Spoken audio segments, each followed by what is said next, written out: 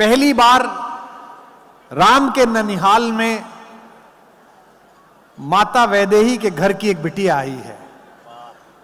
इतने बड़े कोलाहल में उसे कविता पढ़ने का अभ्यास नहीं है, लेकिन जब अयोध्या के राजमहल ने भी मिथिला की राजकुमारी के खिलाफ षड्यंत्र करके उसे वन में भेज दिया था, छत्तीसगढ़ वालों, हम आपके चरणों में प्रणाम पहुंचाते हैं, पूरे अयोध्या वाले, पूरे उत्तर प्रदेश वाले।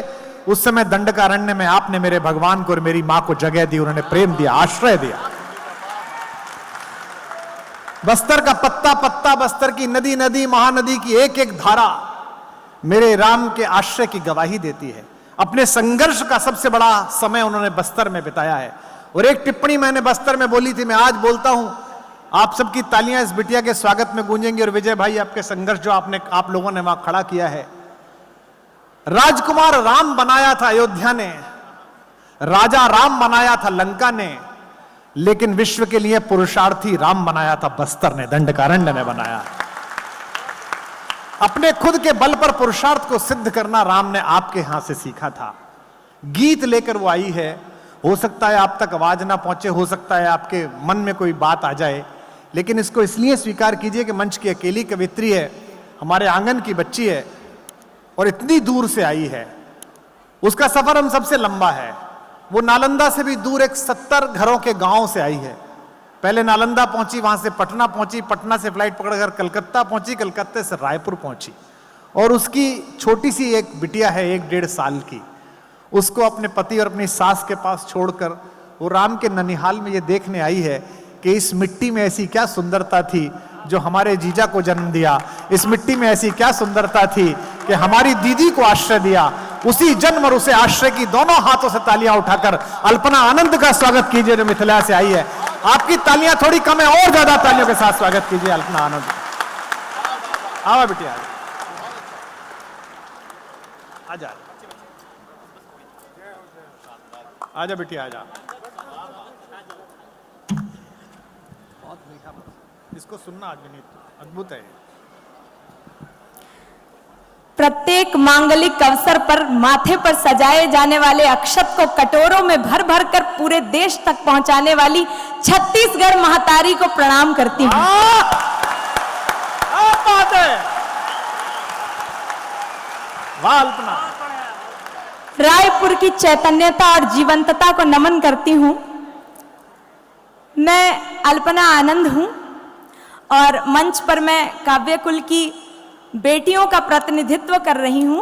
और हमारी सनातन परंपरा में हम जब भी किसी मांगलिक अनुष्ठान का आयोजन करते हैं तो अपने घर की बेटी के हाथ में रंगोली की थाली, रंगों की थाली सौंप कर उसे देहरी पर अल्पना सजाने की जिम्मेदारी दे देते हैं। और मैं उसी जिम्मेदारी का निर्वहन करते हुए अपनी कविताओं की एक कल्पना इस देहरी पर सजाने जा रही हूँ।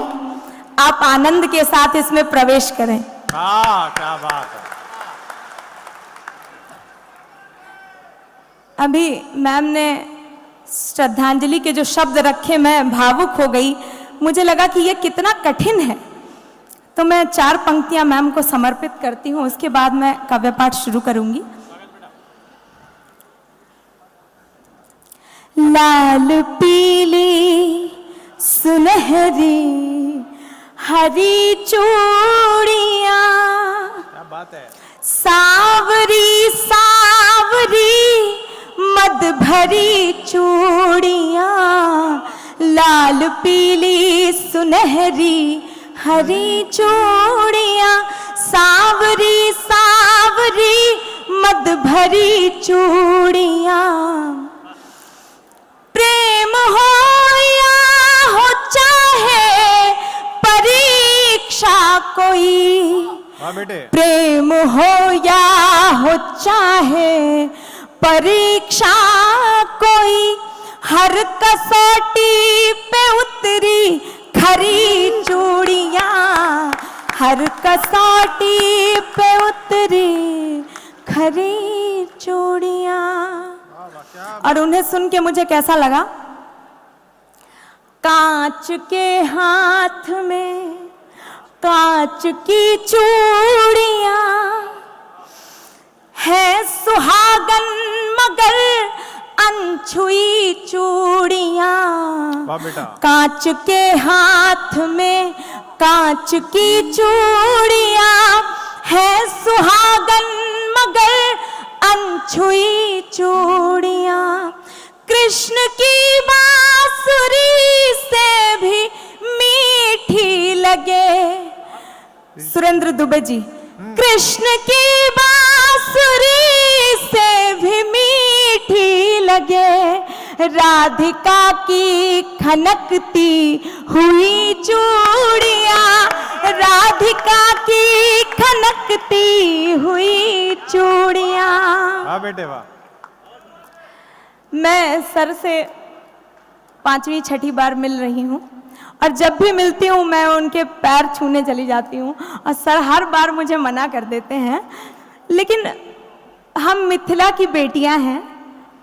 हम जब भी अपने चाचा, अपने पिता, अपने ताऊ को देखते हैं तो हमें उनमें जनक दिखाई पड़ता है और हम पैर छूने चले जाते हैं। मैं प्रणाम करती हूँ। वाह बेटा वाह। मंच बहुत समृद्ध है। मैं मंच पर उपस्थित सभी कवियों को प्रणाम करती हूँ और आदरणीय सर के होने से, इनकी उपस्थिति से किसी भी मंच पर सायास, श्री और समृद्धि का प्राकट्य हो जाता है। मैं बहुत प्रणाम करती हूँ।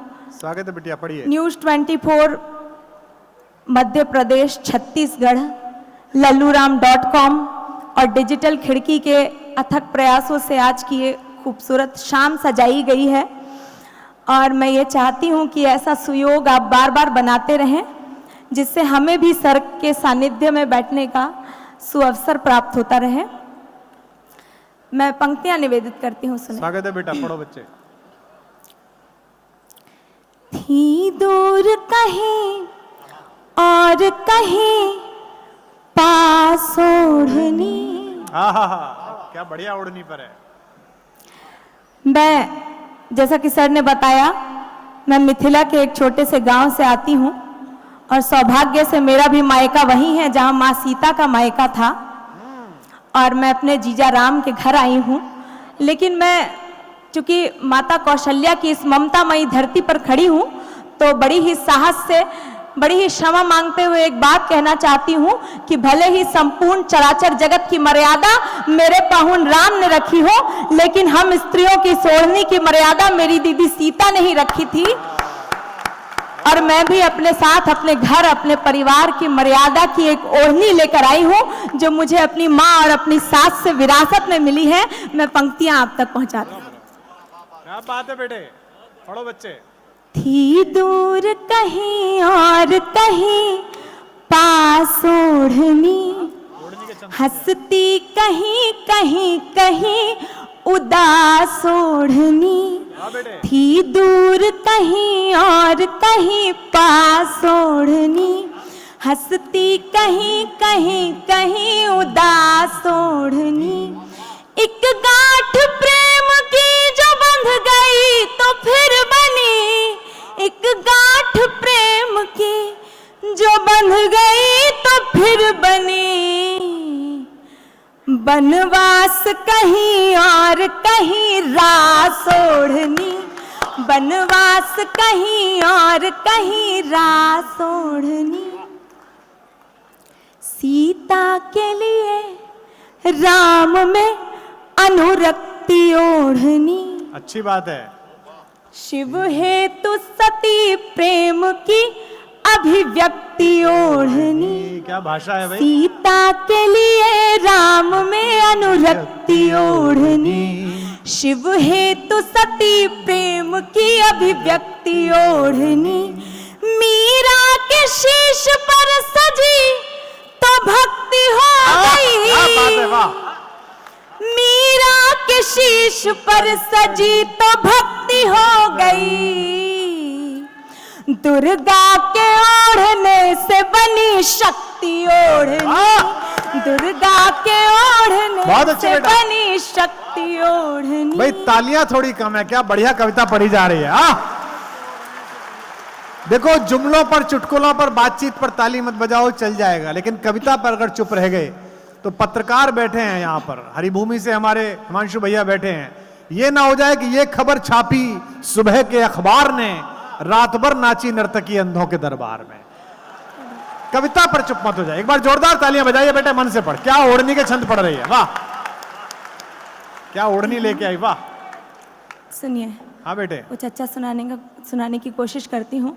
छत्तीसगढ़ रायपुर में पहली बार काव्य पाठ कर रही हूँ और ये वो धरती है जिसमें माँ सीता के चरण कभी पड़े थे। मैं इस धरती को प्रणाम करती हूँ और ये वही छत्तीसगढ़ है जिसके वन प्रांत ने हमारे राम को, निर्वासित राम को न केवल सहेजा बल्कि अपने प्रेम से उनमें रामत्व का विकास किया है। मैं प्रेम की इस धरती को प्रेम का एक मुक्तक सौंपती हूँ, सुनिए। स्वागत है बेटा। प्रेम में क्या परिवर्तन घटित होते हैं। फीकी थी मगर अब बनी गुलाल ओढ़नी, छू कर पिया को हो गई निहाल ओढ़नी। फीकी थी मगर अब बनी गुलाल ओढ़नी, छू कर पिया को हो गई निहाल ओढ़नी।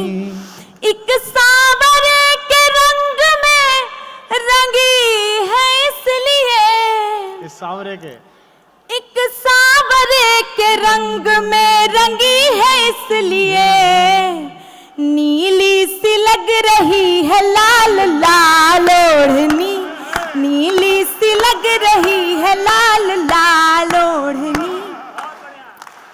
थोड़ा समान थोड़ा मनुहार ओढ़नी, तकरार जरा और जरा प्यार ओढ़नी।